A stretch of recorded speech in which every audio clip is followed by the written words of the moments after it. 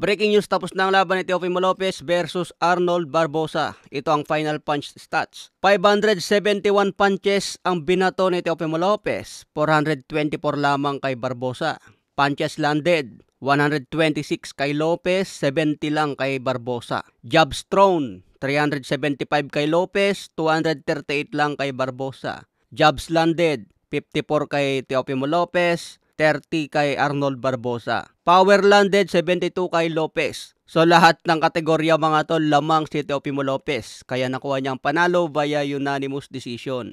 Yung galawan kasi ni Arnold Barboza, parang hindi naman niya gusto manalo. Halos hindi nagbago ang estilo niya mula round 1 hanggang round 12. Bumabato ng jab tapos kumakaunter, hindi na niya matamaan si Lopez. Maganda kasi yung technique ni Lopez dito mga tol. Hindi niya ginawa yung pagiging aggressive niya. Yung power ni Lopez hindi niya masyadong ginamit. Kasi alam niya na puntusan lang ang laban ni Arnold Barboza. Kaya yung style ni Lopez ngayon, hindi yung typical na Lopez na bumabakbak. Galawan ni Lopez ngayon mga tol, atras abante na rin eh. Bumabato siya ng jab, biglang tira na lang ng straight. So magalaw si Lopez ngayon, ginamit niya ang kanyang footwork, head movement at talagang maliksi gumalaw. Kaya hindi nagamit ni Arnold Barboza yung style niya na papuntos-puntos lang. Kasi mabilis yung footwork ngayon ni Lopez. May footwork na si Lopez, may head movement pa. Kaya naman mahirap tamaan. Sabay bumabato ng maraming jab si Lopez. Hindi lang basta jab mga tol, may mga kombinasyon din. Kaso nga lang, hindi natin nakita yung Teofimo Lopez na aggressive, na gustong in-knock-out ang kalaban niya. Ang naging style ngayon ni Lopez, papuntos-puntos na lang din.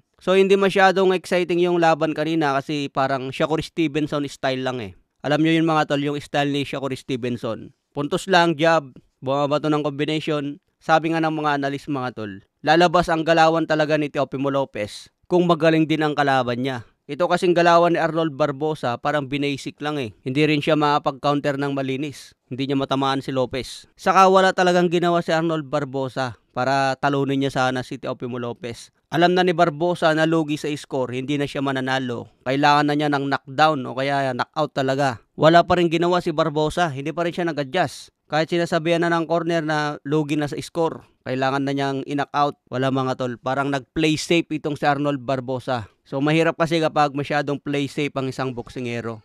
Hindi niya maibigay yung 100% na lakas. Sa ngayon may bagong kartada si Lopez na 22 wins, 13 KOs, may isang talo. Kaya nadepensahan pa rin ni Lopez ang kanyang daring belt at WBO belt. Ngayon, nagbabalak na si Teofimo Lopez na umakyat sa welterweight division. Si Arnold Barboza naman nakatikim na ng unang talo. May bagong kartada na 32 wins, 11 KOs, may isang talo. Yung style na pinakita kanina ni Arnold Barboza, hindi talaga mananalo yun. Isang Teofimo Lopez na ang kalaban niya. Kung manalo sana si Barboza dito, maging world champion na. Pero wala siyang ibang ginawa mga tol. Okay mga tol, laban na lang po natin Devin Haney at Ryan Garcia mamaya.